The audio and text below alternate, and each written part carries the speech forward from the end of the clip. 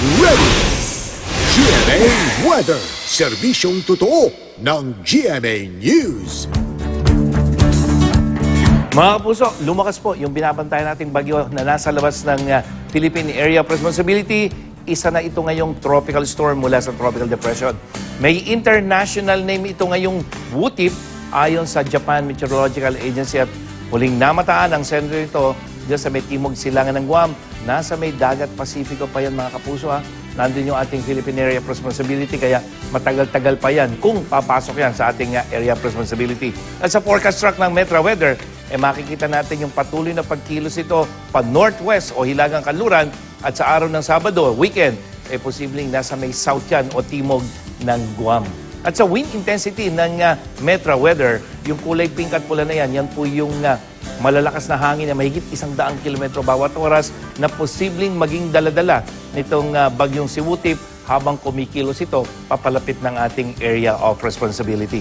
Sa ngayon, northeasterly surface wind flow ang umiira ngayon dyan sa may Central at Southern Luzon.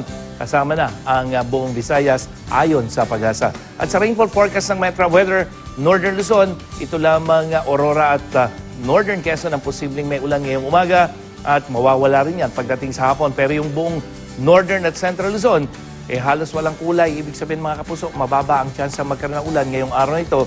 Gayon din sa may Southern Luzon, maliban dito sa may Mindoro Occidental na posibleng makaranas ng Mindoro Oriental at Occidental na posibleng makaranas ng mahihinang pagulan sa umaga yan at mawawala rin pagdating ng hapon.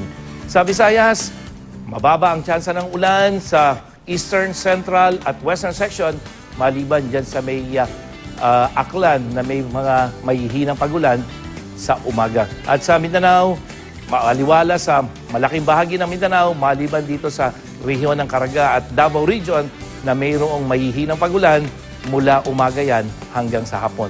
At din sa Metro Manila, sa mga lalabas ng bahay, maaliwalas mga kapuso, halos walang ulap mula umaga hanggang sa gabihan. At dahil wala kang ulap, ay medyo mataas yung ating init factor o maalinsangan sa 34 degrees Celsius.